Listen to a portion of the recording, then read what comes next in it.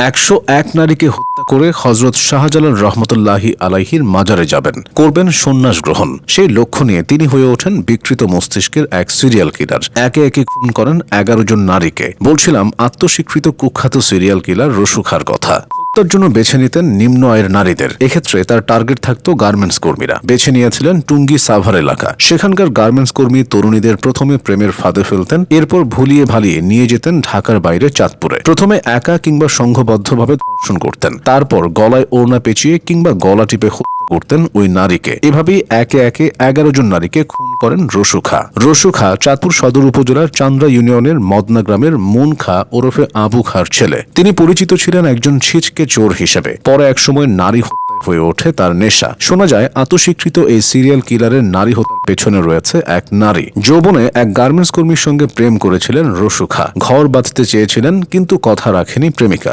রসুকে ছেড়ে অন্য এক যুবকের প্রেমে পড়ে সে। প্রতিবাদ করলে নতুন প্রেমিক সাঙ্গপাঙ্গ নিয়ে বেদম পিটুনি দেয় রসুকে। প্রেমিকার দেওয়া আঘাতের সেই ক্ষতই পরবর্তীতে নারীর ওপর প্রতিহিংসার কারণ হয়ে ওঠে রসুর। প্রতিজ্ঞা করেন একজন নয়, 2 জন নয়, 101 জন নারীকে নিজ হাতে করবেন তিনি। তারপর হযরত শাহজালাল রহমতুল্লাহি আলাইহির মাজারে গিয়ে নেবেন সন্ন্যাস ব্রত।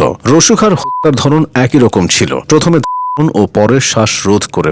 শুরুতে এই হত্যাগুলো নিয়ে বেশ বিপাকে পড়ে পুলিশ, কেননা ধরন এক হলেও ছিল না কোনো সাক্ষ্য প্রমাণ। পাশাপাশি রসুর হাতে খুন হওয়া অধিকাংশ নারীর নাম ঠিকানা ছিল অজানা। রসুর হাতে শেষ প্রাণ যাওয়া নারী শাহিদা বেগম। ধরা পড়ার 2.5 মাস আগে চালান এ হত্যাকাণ্ড।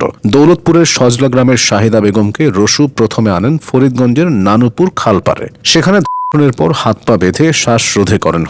এরপর আর কোনো নারীকে হতে হয়নি রসুর প্রতিহিংসার শিকার। হয়তো পাপের ঘরা পূর্ণ হয়ে গিয়েছিল তার, তাই নিজের ফাঁদে নিজেই পা দিয়েছিলেন। শাহিদা হত্যার পর পুলিশকে বিভ্রান্ত করতে অজ্ঞাত নাম্বার থেকে ফোন করেছিলেন তিনি। দিয়েছিলেন অপরাধী সম্পর্কে ভুয়া তথ্য।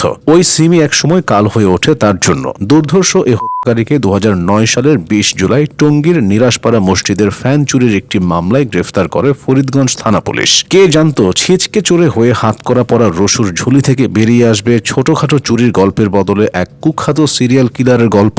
একের পর এক ভয়াবহ হত্যার ঘটনা। কেননা যে নাম্বার থেকে শাহিদা হত্যা ইস্যুতে ভুয়া তথ্য দেওয়া হয়েছিল পুলিশকে, সেই নাম্বারটি মাথায় রেখেছিলেন তারা। খোঁজ নিতেই বেরিয়ে আসে থলের বিড়াল। জানা যায় ওই সিমের মালিক রসু। এরপর তাকে চেপে ধরতেই পুলিশের কাছে নিজের আসল পরিচয় উন্মোচন করেন এ খুনি। রসুর স্বীকারোক্তির পর ফের খোলে শাহিদা মামলা। এই মামলাতেই ফাঁসির রায় হয় আত্মস্বীকৃত এবং বিকৃত এই রুচির খুনির। সঙ্গে সহযোগী হিসেবে 2 জনকে ঝুলিয়ে দণ্ড কার্যকর করার রায়ও হয়। তারা হলেন রসু খাঁর ভাগ্নে জহিরুল ইসলাম ও তার সহযোগী মোহাম্মদ ইউনুস। এদিকে রসু খাঁর খবর পত্রিকার পাতায় আসতেই অবাক হয়ে যান দেশবাসী। তার হত্যার বর্ণনা শুনে গা শিউরে ওঠে তাদের। বিষয়টি নিয়ে পুরো দেশ আলোড়িত হয়েছিল। রসুকে নিয়ে একটি ওয়েব সিরিজ বানানোর ঘোষণাও এসেছিল, যদিও তার হয়ে ওঠেনি।